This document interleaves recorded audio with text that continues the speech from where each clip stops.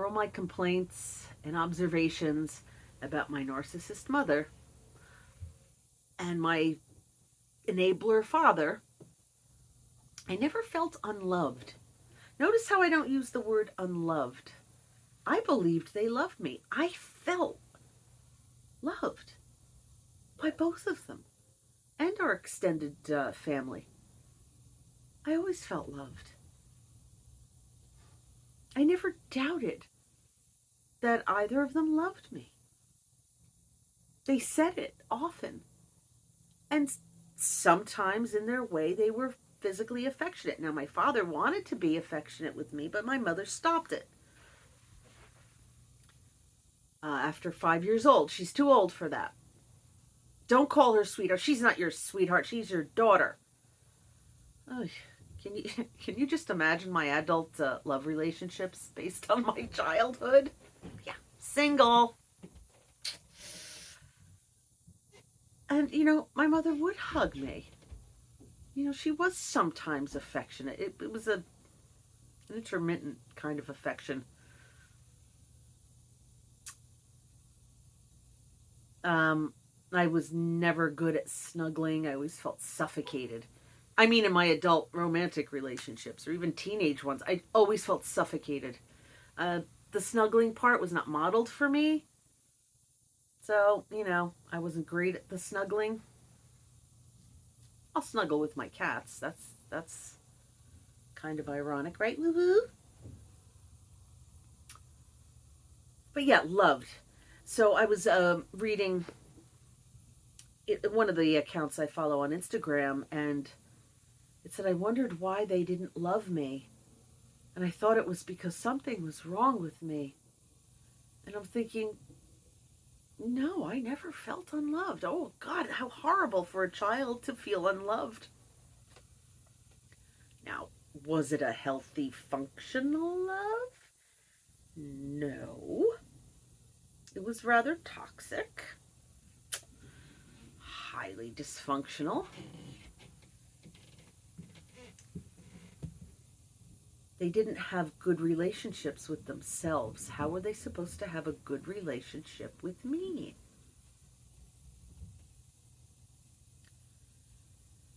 And when you're real little, what do I mean? Like, I suppose, I don't know, 8 years old and under, I didn't see other people's mothers. Like, I didn't have any real model for what other mother-child relationships were like.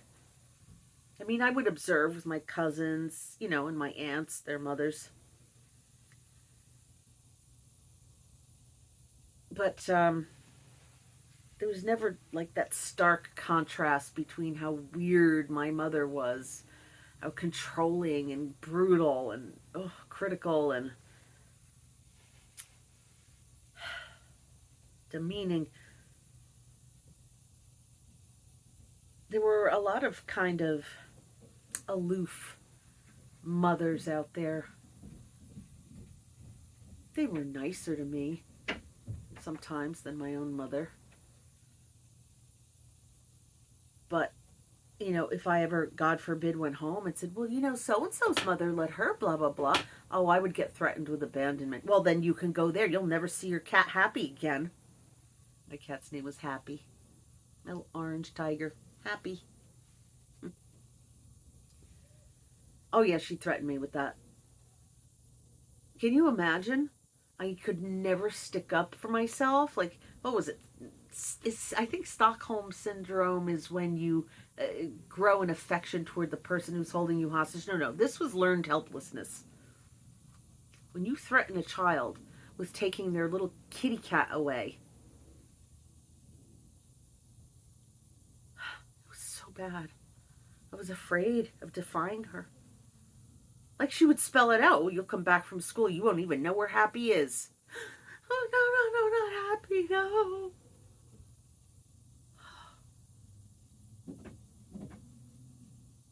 So, yeah, if I ever did compare or even if I mentioned the food thing, like, well, when I go to so-and-so's for lunch, they have soup and a sandwich. Rah! You're too fat. You can't eat like that. They're skinny. They run around. You're other side of the okay, sorry I mentioned it. Or she'd find, it was an excuse to put my father down. Oh, you think he makes enough money to afford soup and a sandwich? We did. We weren't that poor. We were working class and kind of budgeted, but we always had our bills paid. There was no credit back then. Like, nobody had credit cards. People didn't have credit cards. We weren't in debt. So I don't know what her complaints were. Nothing's ever good enough for her. Nothing. So yeah, I didn't feel unloved, and I didn't realize until I was a grown-ass adult and people started saying things to me. Now, when I say grown-ass adult, I'm 23, 24, 25 years old, and people would say, maybe you shouldn't let mom be so controlling of you. Maybe you should, try to do things without her. She's like your whole social life. Like, they would say these things to me, and I would be like, oh gosh, I never thought about that. Or she would make me call certain relatives so that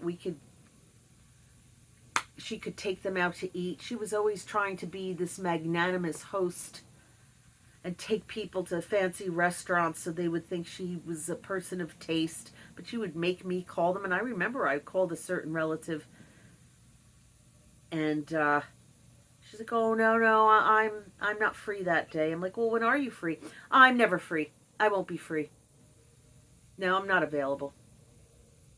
She had boundaries. She did not want to be at some meal with my mother, behaving badly, being critical of my father, who everyone loved, while I sat there and anxiously stuffed my face. It wasn't until I was in my 20s and people started to say, and I had a great mentor say to me, Lisa, tell your mother no. And I remember the terror I felt. Tell my mother no about what? She's like, start with something, anything. Tell her no. Yeah, but she'll take happy away. Now, I'm a woman in my 20s, and she could not take anything. Well, it's not true. Could she take something away? Yes. I was still very helplessly, financially dependent on her. I was suffering severe depression, severe health issues, severe addiction, and I was not making enough money, even though I had 3 jobs. Yes, the 80s were fun. I was still not making ends meet.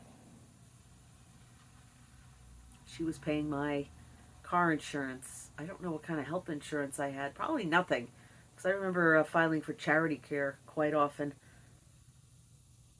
I don't remember being able to afford groceries. Should I have moved out? I couldn't stay home. I couldn't listen to her shushling and chuchling. It was driving me crazy. It was like being tortured, like being stuck with a barbecue fork over and over. And it's still like that, listening to her speak.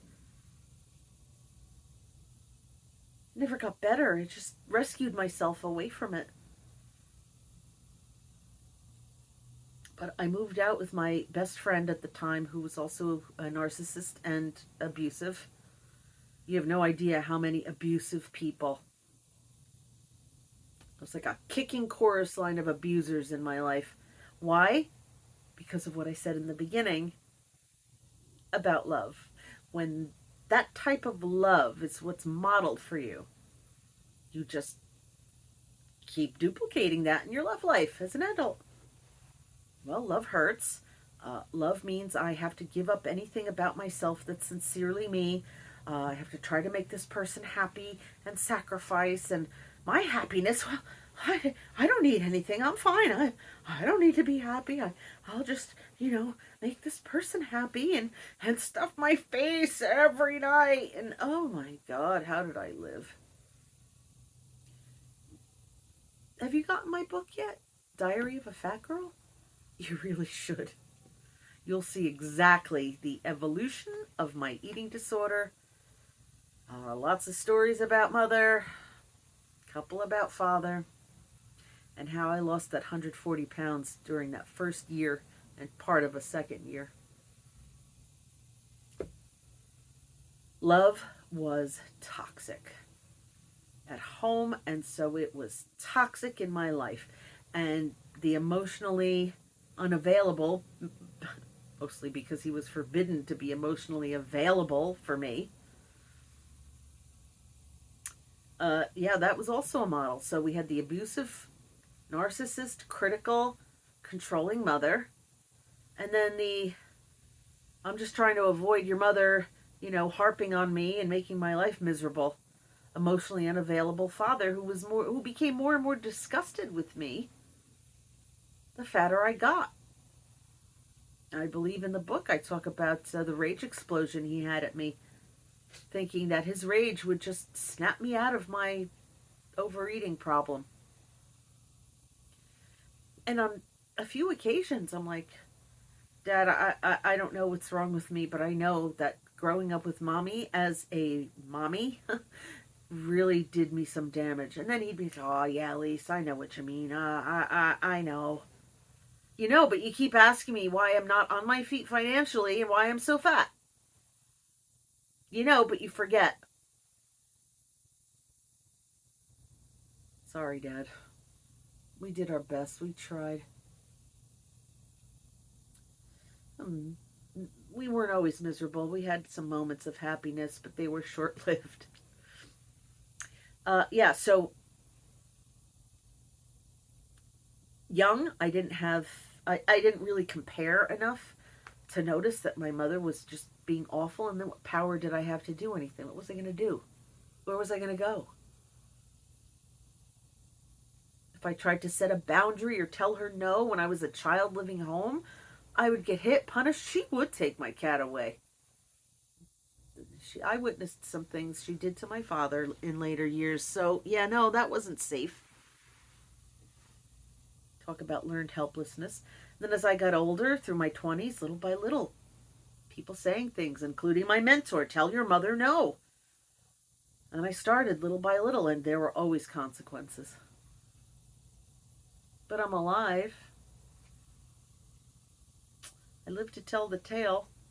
Now I'm the one who runs her finances, even though she's putting us in a deficit in order to keep her aids paid, to keep her living at home and not signing the house over to a nursing home, putting her in it.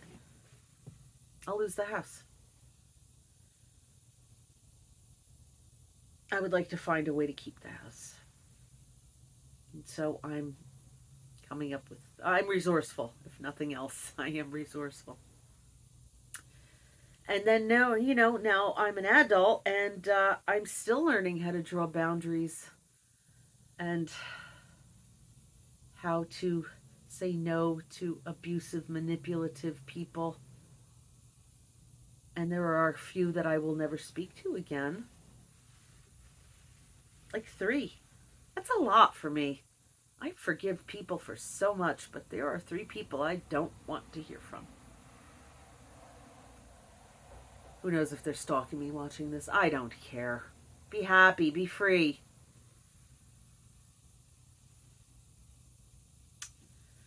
But, yeah, mother.